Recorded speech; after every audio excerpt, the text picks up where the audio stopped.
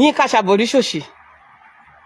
Ta ló gbé èdì, ta ló ṣe dídí èdì tó gbé sí ẹ nínú tán ní kó máa ṣiṣẹ́ ẹgbẹ́. Ta ló gbé èdì ṣiṣẹ́ ta ló gbé sí ẹ nínú tó wá sọ ẹ́ di àṣebàjẹ́ má mọ̀, aṣòṣì má mọ̀, àṣèyà má mọ̀, aṣòfò má mọ̀. Ta ló ní kí ṣiṣẹ́ lọ bá ẹ? Ìwọ wá fi wí pé nígbà tó bá kí èpè mọ́lẹ̀, tó bá bẹ̀rẹ̀ sí ní ṣépè, slow connection, nígbà tó bá bẹ̀rẹ̀ sí ní ṣépè, àwọn èèyàn á dákẹ́. Tó bá jẹ́ pé bá ṣe ń dákẹ́ fún olè, tí olè bá ti ń jalè, tán bá ti ń dákẹ́ fún, tó bá ti ní ẹni bá sọ wípé olè lòun, ó máa gbọ́mọ sí ni, tá a wá dákẹ́. Tápàyàn náà ṣépè tó ní ẹni bá sọ wípé apàyàn lòun, ó máa kú tọmọtọmọ ni, tá a wá dákẹ́. Tó bá jẹ́ wípé bá ṣe gbé ọ̀daràn oníjìbìtì, kí gbogbo wọn náà bọ́ síta kán wá máa ṣépè, ká wá dákẹ́, ká torí bẹ́ẹ̀ dákẹ́, ayé ìbá ti bàjẹ́ jù bẹ́ẹ̀ lọ. Àwọn wo ló ń halẹ̀ mọ́? Ó ṣe àwítán wàá bọ́ síta wàá máa pa àwọn kan ní ìyá àjà àràbùkà. Kí ni ìwọ gan? Ìyá tá a bá lé ó jayé wípé Nàìjíríà kọ́ ló ń gbé. Tó bá jẹ́ pé Nàìjíríà ló ń gbé, ó wà lára àwọn abiyamọ tó máa rìn lọ́jà tó máa sọ òkò pa. Nígbà tó máa ti ẹnu ẹ jáde, ó ní kí ló kàn ẹ́ pẹ̀lú life anybody.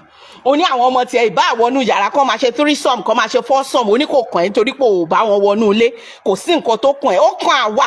Báyìí àwọn ọmọ tí wá ṣe rí kan àwa. Free will wà lóòótọ́, nǹkan tó bá wo oníkálukú ló lè ṣe lóòótọ́, but the consequence, you are not in the position to choose it. You are free to behave anyhow as you like as an adult. You can choose the word of crime, word of immorality, word of anything, but you have to bear the consequence. You are not to dictate the consequence. Ó lè pariwo mọ́ wa pé ká gbé tọ̀ fún wa tí gbogbo èèyàn bá ń bẹ̀rù èmi kan tó bá máa sọ tán. Àwa lọ́nà kan ni mo bímọ sí omi ìlọ́kọ̀ kiri. Ó bímọ sọ́nà kan. Àmọ́ ó ti bá 4 partners gbé. 4 different partners. 4 different Osho free marriage without children. Àwọn wo ló ń bóbó, àwọn wo ló ń halẹ̀ mọ́? A ní nǹkan tó ń ṣe ò dáa, ló ń ba ayé jẹ́, orí ẹni bá wù ẹ́ kò ní dáa fún. Àtàwọn ọmọ ẹ náà tó bá wù ẹ́, gbogbo ohun tó sọ lórí gbogbo abiyamọ tó complain nípa ìwà tó wù, gbogbo èpè tó ṣẹ́ lórí gbogbo ọmọ ọlọ́mọ tó complain nípa immorality tó ń sọ, a máa bẹ́ èmi ò ní gbọ́mọ ẹ ṣépè. Abiyamọ lèmi. A máa bẹ́ ẹ torí àwọn ọmọ ẹ wọ́n choose ìyá wọn, wọ́n bọ́ ayé tí wọ́n ní. So a lè sọ wípé kọ́lọ̀ ń bẹ ẹ̀ṣẹ̀ wò lára àwọn ọmọ ọlọ́mọ tí bàbá tó ò bá dá, tí bàbá wọn bá dá ńkọ́, tó ò bá dá, tí bàbá wọn bá jẹ́ ìbàbá alálùbáríkà ńkọ́, ṣàmà wá ní kí ti bàbá oníbàbá bàjẹ́ torí pé ó fẹ́ yàwó òṣì ni. Kí ló ṣe é? Kí ló gbé tó ń gbin? Kí ló gbé mi? Ta ló kédì tí ẹ tó bẹ́ẹ̀ fẹ́ rọ sí? A ní nǹkan tó ń ṣe ò dáa, ó dẹ̀ képe mọ́lẹ̀. Ìwọ ikọ̀ náà ló dédé gbé símbọ̀ nǹkan ọmọkùnrin jáde níbi ìwọlé ní àkọ́kọ́. Dídò lásán. Àṣàbí ọlọ́ṣẹ kò ṣèbàjẹ́ bíi tiẹ̀. Ẹ lọ pe àwọn pípù yìí, ẹ pé àwa kò bá yín gun, ẹ lè dágún. Ẹni mo ní kí àwa bá yín gun. Àṣàbí ọlọ́ṣẹ kò ṣòṣì, ọjà ẹ̀ ló ń tà. Kò ṣe ránu. Ohun tó ń ṣe fún lóyè ní Ìjẹ̀bú ni wípé ó ta dildo, ó polówó dildo, ó polówó handcuff. Ohun tó ṣe nìyẹn o. Kò ṣòṣì bíi tiẹ̀ o. Kò sọsọkúsọ bíi tiẹ̀ o. Ká má ṣe sọ fún ìwọ tó ti ń fi ìbàjẹ́ ṣayọ̀ for over 5 years. Àwọn Mùsùlùmí jáde wọ́n gbé ẹgẹ́gùn. Àwọn Kérúbù àti Séráfù jáde wọ́n gbé ẹgẹ́gùn. Ìwọ ikọ̀ náà ni kẹ́nu má sì Yorùbá ní tán bá pèèyàn lóní fúnra dàdàdà wọ́n ní kò tiẹ̀ pa fún ẹ̀ mọ́. Kí ló dé? Àwọn olò ń gbé ṣépè, àwọn ẹlẹ́ni tó bá ń yọ ẹ̀wú ẹ̀yù kí náà yọ wò lára ẹ.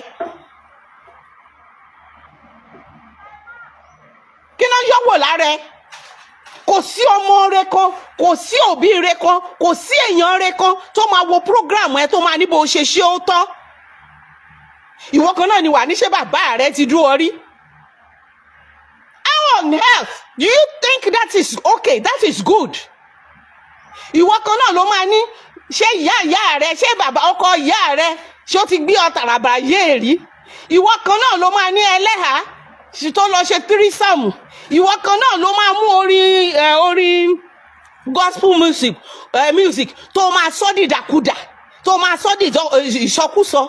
Gbogbo ayé dẹ̀ ń sọ, gbogbo èèyàn dẹ̀ ń sọ, ó dẹ̀ ń ṣòṣì, ó ń ṣayọ̀ nínú ìbàjẹ́, ó ń ṣayọ̀ nínú òfò, ó ń ṣayọ̀ nínú ìdọ̀tí.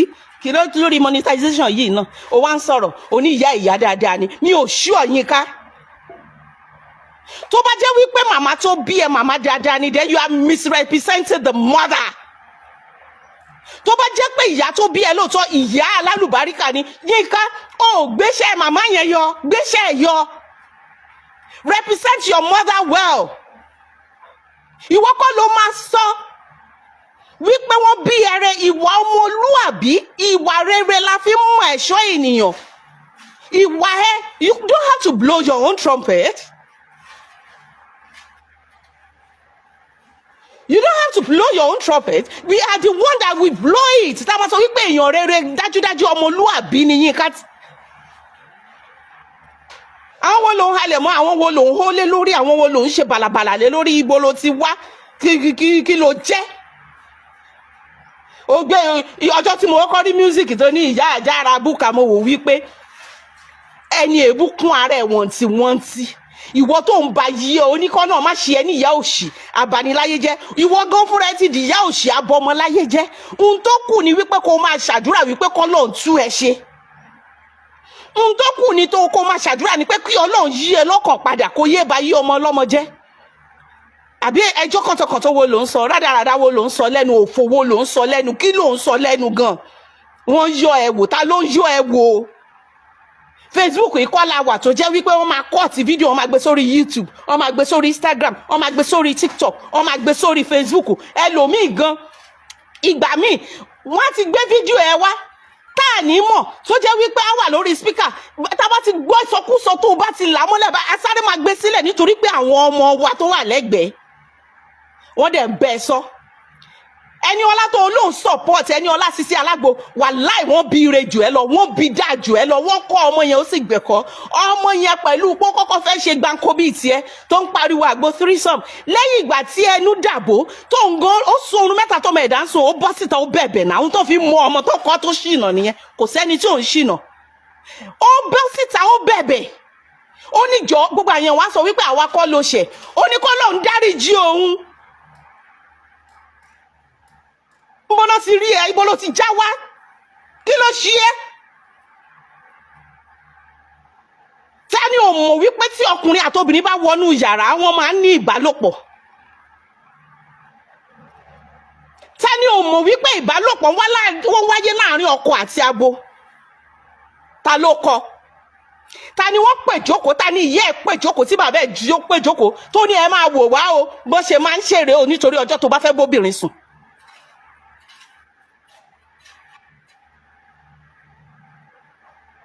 Torí ó sọ ìbàjẹ́ di ayọ̀, ó sọ òṣì di ayọ̀, ó sọ ìranù di ayọ̀. Ó dẹ̀ wá ń hó bòlòbòlò ń pariwo, òun ṣe bí ẹni wípé ó jẹ́ mọ̀ nǹkan kan. Who are you? Aṣòṣì máa mọ̀.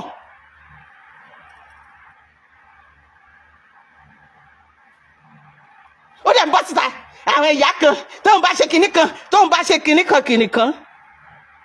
Àwọn ọmọ ìyá Ẹsábọ̀dù tó ń bú tó ń ṣe kinní kan wọ́n bẹ́tà ẹ̀. Ṣé orí ọmọ ìyá Ẹsábọ̀dù lórí social media ni kó wá máa ṣòṣì tó ń ṣe? Ìyẹn by the way, kọ́má ni mo dá sọ̀rọ̀ fracas, ọ̀rọ̀ fracas ò kàn mí. Bọ̀tẹ́ ó yẹ kéèyàn kan tiẹ̀ gbọ́n náà wojú ẹ̀ kan bẹ́ẹ̀ sòótọ́ ọ̀rọ̀. Ó lè rò pọ́ ó lè máa wò wípé wọ́n bí ẹrẹ kó tọ́ ẹ pé wọ́n tọ́ ẹrẹ kó o má gbẹ́kọ̀ọ́ rẹ̀. Tó bá bí ni re, tó bá tọ́ ni re, èèyàn máa ń tú rẹ̀ bí. Yínká ò tú rẹ̀ bí. Ó tú rẹ̀ bí rárá.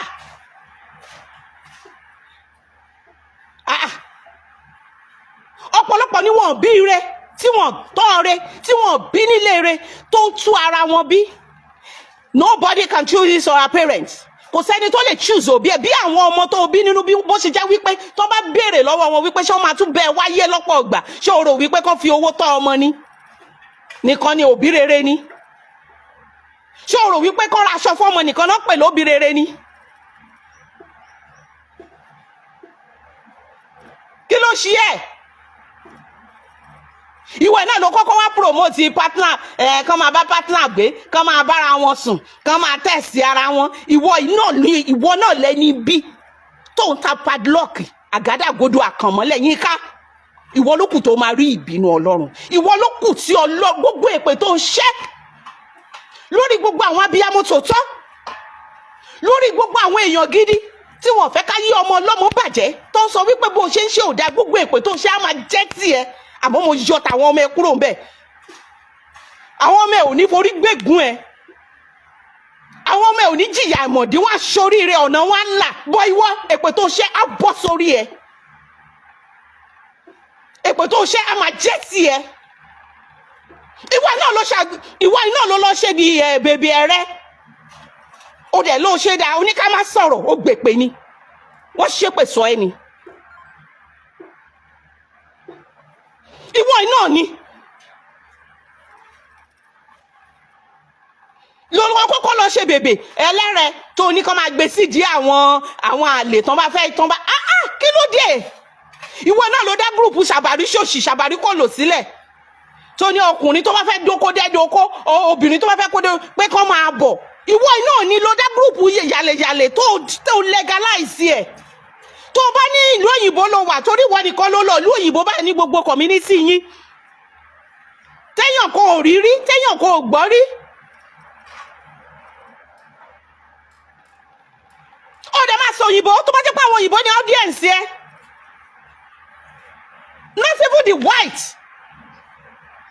even the white we do that dirty things tó dẹ̀ ń sọ ó ṣe sọ lóyìnbó ó ṣe sọ lóyìnbó wọ́n máa pèsè orí social wọ́n máa pèsè orí show ẹ ibi tó ti máa mọ̀ pálábòsí ni ẹ wọ́n máa pèsè orí social ẹ wà á ní kó máa sọ òyìnbó wà á ní kó máa sọ Yorùbá ó ṣe sọ lóyìnbó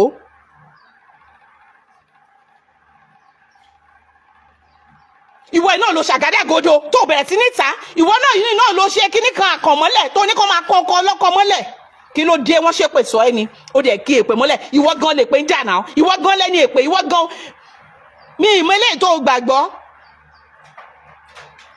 ṣùgbọ́n Ọlọ́run ní ká sọ wípé ẹ sọ fún olódodo wípé á dára fún ẹ sọ fún ènìyàn ìkà wípé ègbé ni fún pé yóò wá jẹ iṣẹ́ ọwọ́ ẹ̀ kó tó lọ láyé Yínká ó ní ẹ sọ fún èèyàn kan pé ègbé ni fún ẹ Yínká.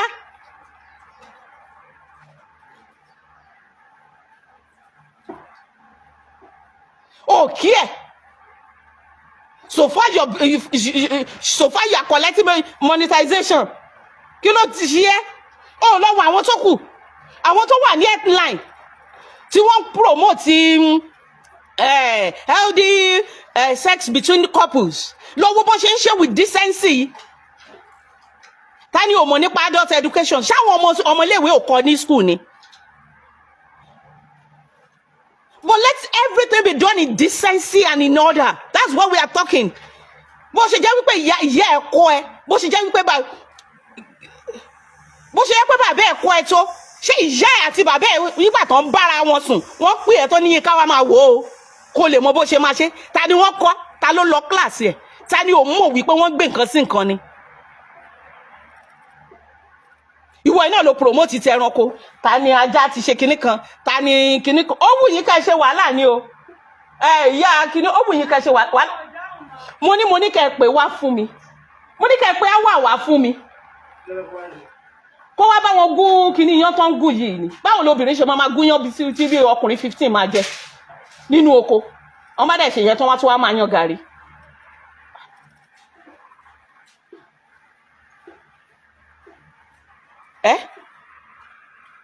Ó wá set ring light òun ṣépè níwọ̀ tó yẹ kán lẹ̀ ló kò pa ó jáyé pé Nàìjíríà kọ́ ló ń gbé níwọ̀ tó yẹ kán pariwo lòṣì àbá ọmọ ọlọ́mọ láyé jẹ́ abaniláyé jẹ́ tó bá ń rìn ládùúgbò.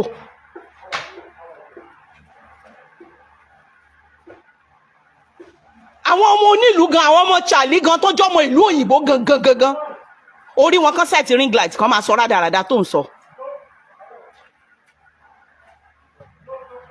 gbogbo èso nǹkan tó gbìn gbà yẹn náà gbogbo nǹkan tó gbìn gbà yẹn náà ló ti bẹ̀rẹ̀ sí ní yield yìí tó ń pariwo fantasy òṣì ó dẹ̀ ń wó bòlòbòlò. mo wo fídíò yẹn mo wò pé àwọn owó lélẹ̀ ń bá sọ̀rọ̀. ó ríra ẹni tó bá ń wá ìyá àjàrà bùkà wo mírọ̀ lọ wo mírọ̀ tó bá ti rí rẹ kó mọ̀ pé wọ́n gan ni ìyá àjàrà bùkà abaniláyé jẹ́ ìyá tí ò ṣe fi hàn fọ́mọ ìyá tí ò ṣe introduce láàrin ìgboro wípé lágbájá ló bí mi ojú ò tiẹ̀ tiẹ̀ ni very dirty thing. Go and help them pound it and then be woman. Thank you. See, I work in Nigeria for some months. Koni falala. Ní kó wá kó ló ṣe dé. Kò ti wá rán wo níṣẹ́. Sí ẹ gbé Nigeria fọdún kan kó rìn láàrin ọjà. Kó gba ìgboro Ìbàdàn jẹ́ tàbí kó má bọ̀. Ṣé o mọ̀ pé àwọn Èkó wọ́n ti ẹ̀ lè má ṣe tí ẹ má bọ̀ nílùú òkè. Kó wá ní èmi Yinka mò ń kí yín o. Tán bá ní gbé ẹ ṣépè. Tán bá ní lẹ pure water mọ́ ẹ. Ó dẹ̀ ń hó bòlòbòlò ń pariwo. Tán bá ń sọ̀rọ̀ ìwọ náà ń sọ̀rọ̀. Bẹ́ẹ̀ ló ń sọ̀rọ̀ I won't judge, I won't condemn. Èmi ò ṣe kìnnìkan. A ní ká parapọ̀, a ní ká pẹnu pọ̀. Ká bó lè wí ẹ níbi tó ní nǹkan fi nǹkan ẹ̀ sí ò dáa. Ìwọ náà ń ṣe míúsíkì. Dọ̀tí àná. Nígbà tó jẹ́ wípé kúrú náà ìṣọwọ́ kúrú náà ní gbogbo yín gbogbo ara kìkìdá kòkòrò gbára pálapàla ìṣẹ́nu yàmàyàmà ń bu gbogbo àwọn wo ló ń ṣépè fún àwọn wo ló ń ṣépè fún àwọn wo ló ní kọ́ńdà á ní nǹkan tó ń ṣe ò dáa ṣé torí pé àwọn èèyàn ò tí ì bọ́ síta kán bẹ̀rẹ̀ sí ní gbé ẹ ṣépè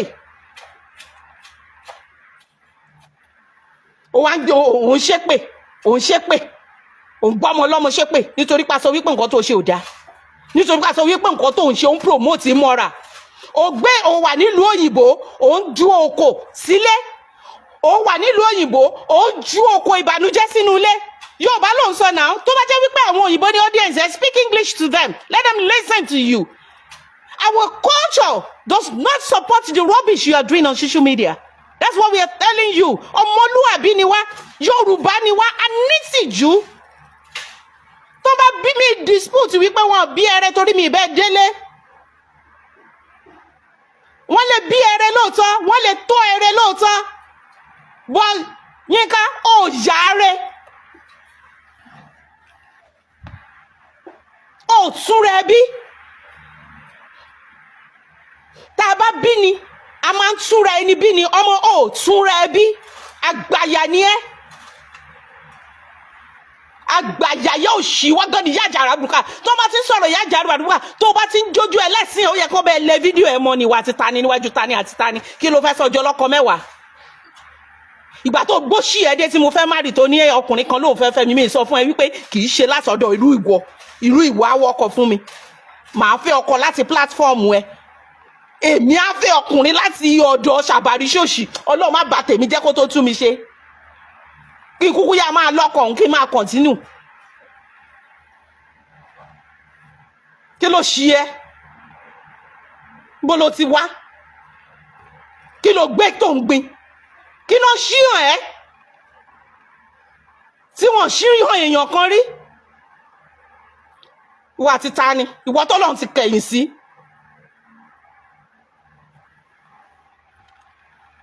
torí Ọlọ́run ẹni tí Ọlọ́run bá yọ́nú sí ló máa ń ní ẹ̀rí ọkàn ẹ ti kú Yínká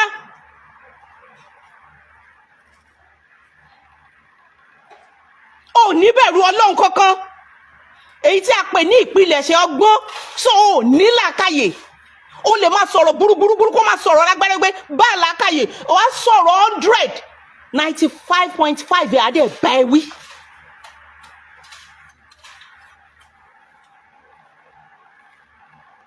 Wàá sọ̀rọ̀ 95.5. You want to sound intelligent, you want to sound like you know it all, and everything you're saying will be against you, will be about you. When you talk of immoral, when you talk of bad thing, and you are trying to justify it, it will still bounce back on you. It will still show. Wà á ti ta ni? Tá bá ń bẹ̀rù ẹ, mo láṣìírí lọ́wọ́ ẹ ni. Kí ló kàn mí pẹ̀lú tiẹ̀? Kí ló pa mí pọ̀? Kí ló pa mí ìgbà tí mo mọ̀ ẹ́ kí ló jẹ́ kí n fi wèrè advert wèrè tá ìgbélé mi lọ́wọ́ náà lẹ̀? Ṣebí torí òṣì rádaràda yìí náà ni. Mo láṣìírí lọ́wọ́ ẹ ni. Mo ju àwọn tó gbọ́kùnrin fún ni. Mo ju àwọn tó matchmake ni. Everybody bá ń bẹ̀rù ẹ láti bá sọ̀rọ̀ wojú dáadáa, wojú. Ó ní kọjú national anthem ọlọ́kọ mẹ́jọ.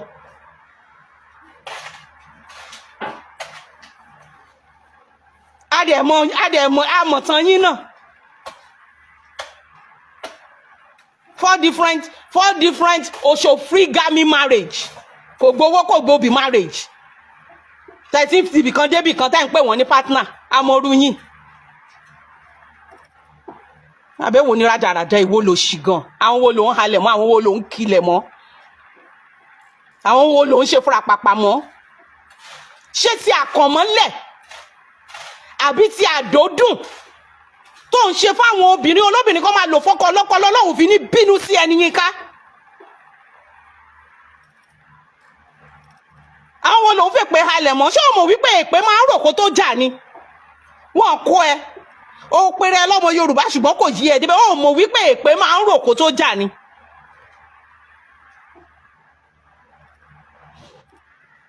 O mọ̀ wípé èpè máa ń rò kó tó jà ni? Àwọn lòun náà ló ń halẹ̀ mọ́. Ó ṣe àgádágodo.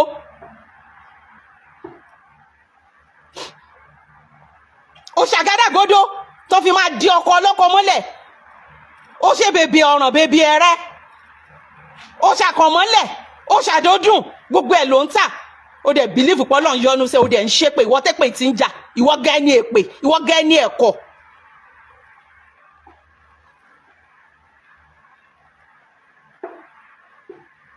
Àwọn ọmọ kékèké orí social media tí wọ́n ti mọ right from the wrong. Àwọn ọ̀dọ́ ṣé wọ́n kó ẹ nílé? Tó bá ní wọ́n kó ẹ nílé, wọ́n kó ẹ nílé pé yíyọ̀ ni ọ̀nà ọ̀dọ́ ń yọ̀. Àwọn ọmọ wa, àwọn teenagers wa, they believe they are invisible. They believe wípé àwọn ní 7 lives. They want to try everything they hear. They want to practice everything they listen to. Lọ wo fídíò ẹ lórí TikTok. Wọ́n kọ̀ tí wọ́n jù síbẹ̀ ibẹ̀ làwọn Gen Z pọ̀ sí jù. They want to try threesome. Ẹjọ́ lọ́yà aláìmọ̀ èyí tó kàn tó lọ ń petition àwọn Sisi Alágbo. Kí ló ń ṣe tí ò lè petition Yínká?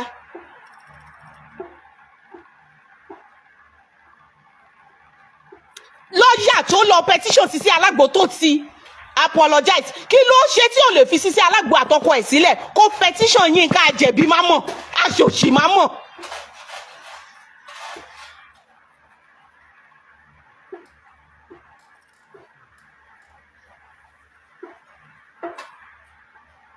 Kí ló dé tá lè petition ẹ̀? Kó dé múrí kan gbé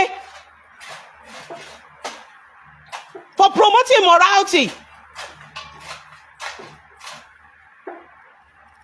Ó dẹ̀ ń ṣépè, ó ń ṣépè fún gbogbo abiyamọ, ó ń ṣépè fún ọmọ wọn. Ìwọ dẹ̀ ń pa àwọn kan ní ìyá àjàrà bùkà. Ìwọ gan dẹ̀ ń la ẹnu. Ṣé bí nǹkan tó ń ṣe lóde yìí lẹ́yìn Lizzy ni kó ń ṣépè fún àwọn ọmọ ọlọ́mọ? Ó dẹ̀ kí èpè mọ́lẹ̀, ó bẹ̀rẹ̀ sí í ṣépè lórí àwọn ọmọ ọlọ́mọ. Lórí wípé wọ́n ní kó yé sọ̀sọ̀kúsọ, kó yé balẹ̀ onílé jẹ́, kó yé ba yí àwọn ọmọ ọlọ́mọ jẹ́. Ó dẹ̀ kí èpè mọ́lẹ̀, èpè wọn ló máa pa ẹ́. Èpè wọn á padà sórí ẹ ní ìlọ́po 100. Àfi tí ó bá sọ́lọ́run lókè.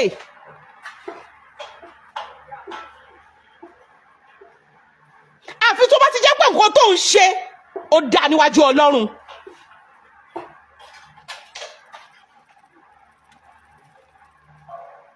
Ẹ bá sọ pé ó lack home training, wọ́n lè kọ́ kó má gbẹ̀kọ́. Ṣé àbò tó ọ̀tọ̀ ni kó kọ́ ọ̀yàn, ọ̀tọ̀ ni àkọ́ ọ̀gbà. Torí ó ń pariwo báyìí wípé ìyá òun ló tọ́ fẹ́ mi. ìyá òun ló tọ́ Fẹ́mi Kútì, ìyá òun ló tọ́ Ṣeun Kútì. Ṣé nígbà tí Fẹlá kú àbí nígbà tí Fẹlá ò rówó oúnjẹ fáwọn ọmọ ẹ̀ mọ́ ni ìyá ẹ̀ tọ́ wọn tó ní kán lọ máa bèrè ìyá ẹ̀ ní pólì?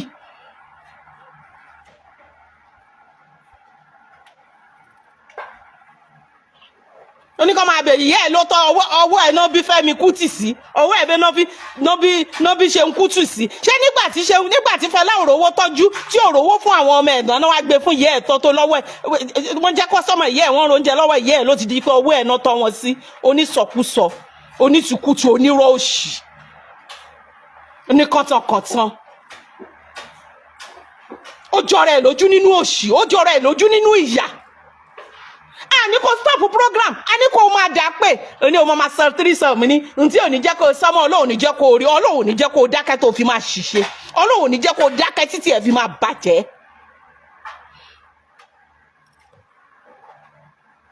Ọlọ́run ní jẹ́ kó dákẹ́ tó fi máa rí ìbínú ẹ̀.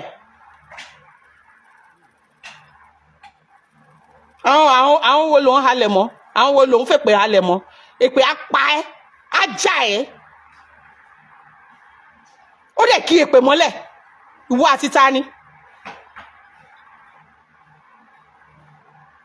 Àwọn tó bá ti gbé ọkùnrin fún, àwọn tó bá ti ṣòṣì fún, àwọn tó bá ti matchmake, àwọn tó bá ti ṣèbàjẹ́ sọ́wọ́ ẹ̀, àwọn yẹn.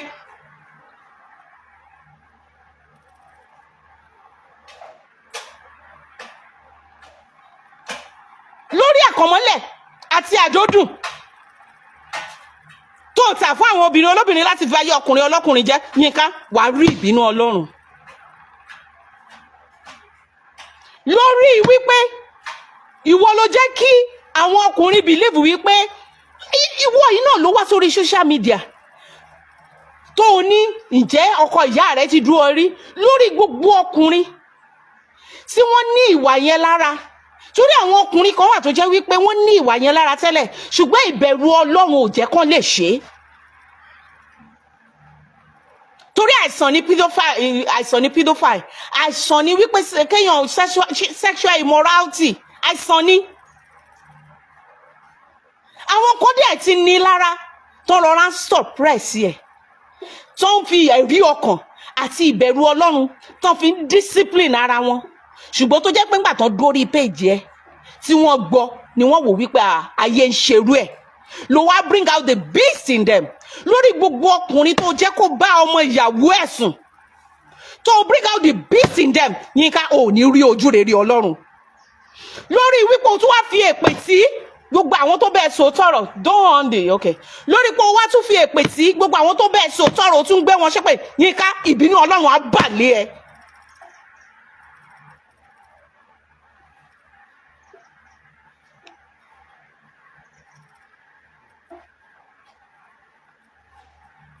Kí ló dé? Ó ní wá lára, ó ń ba ìlú jẹ́. A dẹ̀ tún sọ̀rọ̀, ó dẹ̀ tún ṣépè. Àbí kí náà Ọlọ́run bọ́lé ẹ lórí ni?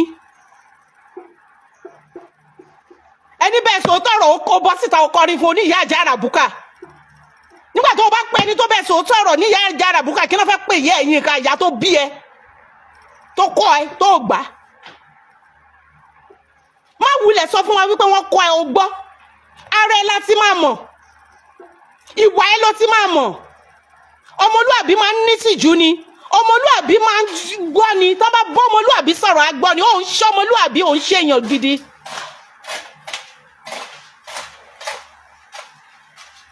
Lórí gbogbo àwọn youth, ìwọ iná ló wá sí school, ló wá sọ̀rọ̀ nípa àwọn students. Lẹ́yìn ìgbà tó ṣe tírísọ̀mù ẹ, làwọn students, ọmọ secondary school girls náà lọ ń bára wọn sùn, tó jáde lórí social media tán láwọn ń ṣe tírísọ̀mù. Àwọn abiyamọ dẹ̀ ń sọ wípé o ṣe dáhùn tó ń ṣe yìí, ìparun ló ń fà. O wá gbé pè mọ́, èpè á já ẹ, èpè á já ẹ, á bọ́ sórí ẹ. Alẹ́bẹ̀ dídò mi, á lóun 6 footer. Òun dúró rẹ̀, ó mọ bó ṣe rí, tó dàbí ìgbà tọkùnrin bá wọ gáùn. Kí ló ṣe yín? Bó lẹ ti wá? Jáde fún mi, máa fojú ẹ̀ gbolẹ̀.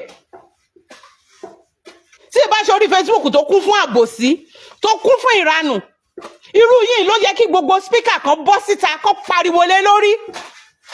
Irú yìí ló yẹ kí gbogbo spíkà bọ́ síta kó pariwo lé lórí pé má bàálù jẹ́. Àjẹ̀bí má mọ̀, aṣòṣì má mọ̀. Ṣé èwo ló ṣe gan? Àpẹẹrẹ rere wo ló fi lélẹ̀ gan? Ṣé kó dẹ́ẹ̀dì àlè? Pláfọ́ọ̀mù kó dẹ́ẹ̀dì oko tó ní tí àwọn ọkùnrin tí wọ́n bá nílò àlè. Tó ní táwọn ọkùnrin bá nílò àlè kan wá bá ẹ lórí pláfọ́ọ̀mù ni, àbáwọn obìnrin tó ṣe ṣàbàrí ṣòṣì fún tó nítọ́kọ wọn ò bá ti bá wọn sùn dáadáa kí wọ́n wá join pé wọ́n àgbọ́kùnrin fún wọn la fẹ́ sọ wípé ó ṣe èrè ni. Àbí ti tírísọ́ọ̀mù tó ní ẹlẹ́hàá ṣe la fẹ́ sọ wípé ó ṣe èrè ni. Àbí ṣé ọkọ ìyá rẹ ti dú ẹ rí, ṣé bàbá rẹ ti dú ẹ rí, ṣé ẹ̀gbọ́n rẹ ti dú ẹ rí, ṣìjọ́ o ti ṣe kinní kan la fẹ́ sọ wípé ó ṣe èrè ló fi jọ́ ọmọlúàbí ni. Àbí àdódùn, àkànmọ́lẹ̀, àgádágodo tẹ́ fi ń ti ọkọ ọlọ́kọ tó ń tà lórí plátífọ̀mù ẹ la fẹ́ sọ wípé ó dá ló la sọ wípé, àbí orúkọ ẹ tó yí padà, orúkọ rere, olúwa yí mi ká, ọmọ yí mi ká, ire yí mi ká, lórúkọ dáadáa tí àwọn èèyàn sọ ọmọ wọn, òsọ̀rọ̀ ẹ ló kó yí mi ká. Ṣé ìyẹn la fẹ́ fi emulate ẹni tó wá ń pariwo wọn bí ẹrẹ, wọn ṣe kinní kan, ìwọ ń ṣe ìyá òṣì ni ẹ. Ìyá tí gbogbo ọmọ fi ń fọwọ́ borí pọ̀, Ọlọ́run má fún mi nírú ìyá bíi ti Yinka ni ẹ. Ìyá rádaràda ni ẹ. Ìyá òfò ni ẹ. Pẹ̀lú pé o tún bọ́ síta o bẹ̀rẹ̀ sí ní pé gbogbo abiyamọ ṣépè tọmọtọmọ, ìyá ìyá ni ẹ. A máa bẹ Ọlọ́run ni wípé Ọlọ́run ò ní jẹ́ képe ẹ, ẹ̀gún ẹ kó bọ́ sórí àwọn ọmọ, ìwọ ni wàá jẹ ìyá ẹ, gbogbo ìyẹ́ wàá jẹ́ kó tó lọ, torí pé àwọn ọmọ ọlọ́mọ wọn ò mọ̀ wípé ẹni tá kì í bá wáyé náà bá wáyé. Oníranù, olófò, elépè,